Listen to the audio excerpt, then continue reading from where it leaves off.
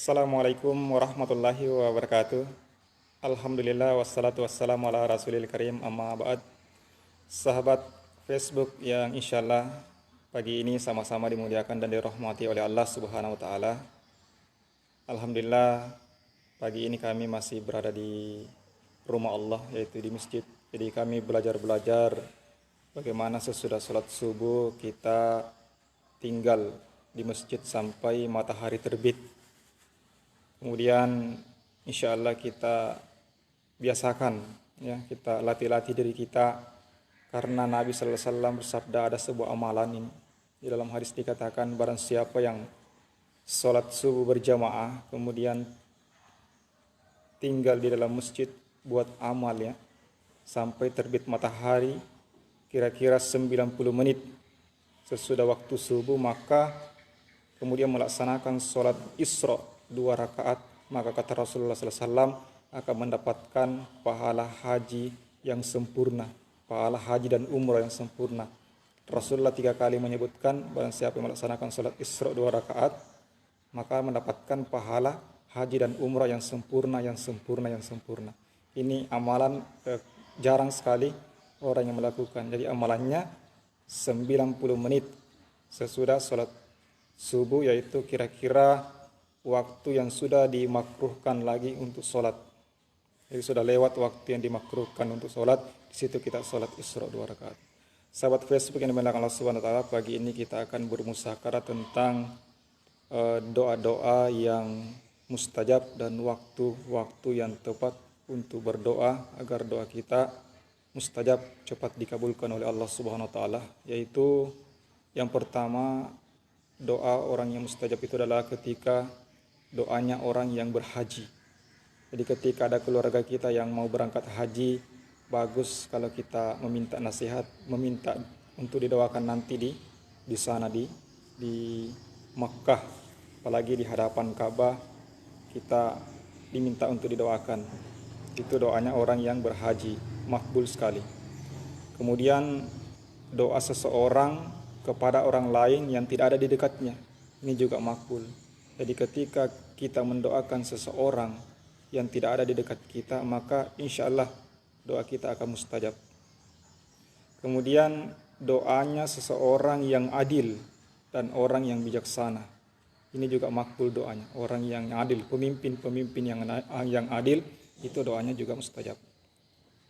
Bahkan doanya orang yang tersolimi. Jadi kata Rasulullah SAW, berhati-hatilah terhadap doa orang-orang yang tersolimi, karena doa-doanya itu sangat mustajab di hadapan Allah Subhanahu wa taala.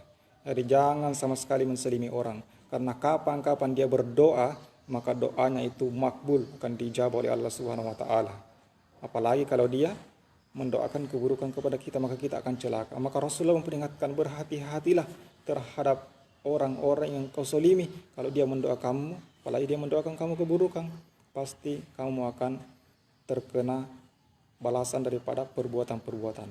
Jadi hati-hati dengan doa orang-orang yang disolimi. Jangan sama sekali kita mensolimi daripada orang. Kalau kita merasa bersalah, maka kita meminta maaf kepadanya.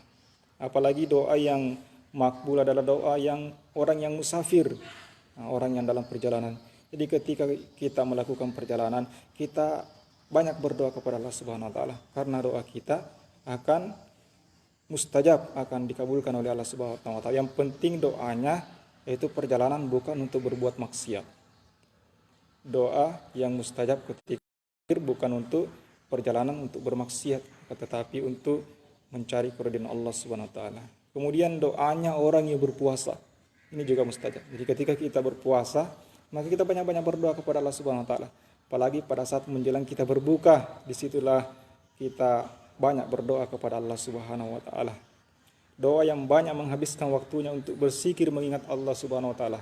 Jadi ketika kita rajin berzikir, maka doa kita akan mustajab.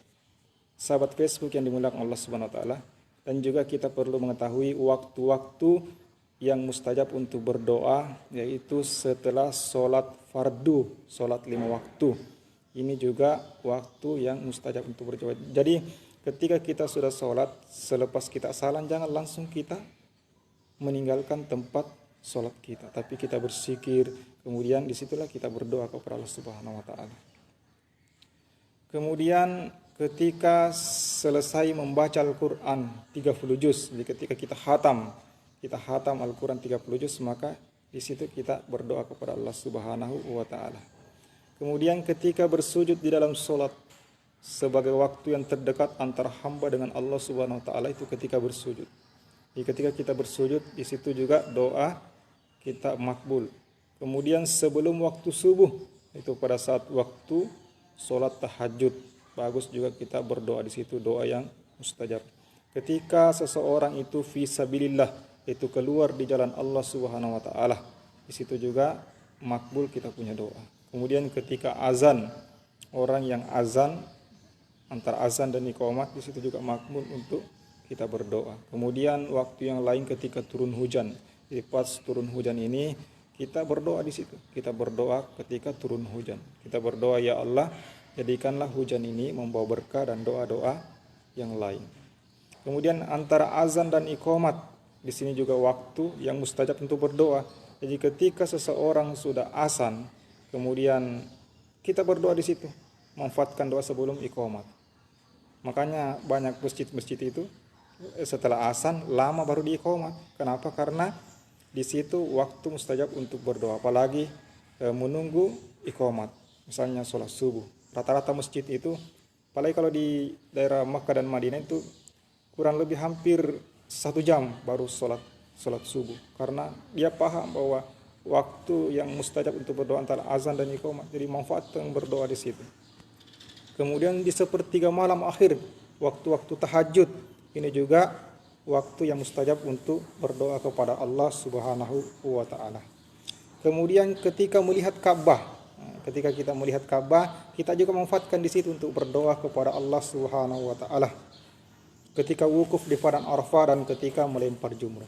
Sahabat Facebook yang dimuliakan Allah Subhanahu wa taala, jadi apalagi keadaan kita sekarang ini, kita dikelilingi berbagai macam wabah, maka di sinilah kita tidak ada harapan lain yang bisa menolong kita kecuali Allah Subhanahu wa taala. Jadi kita banyak-banyak berdoa kepada Allah Subhanahu wa taala, banyak-banyak kita beristighfar kepada Allah Subhanahu wa taala.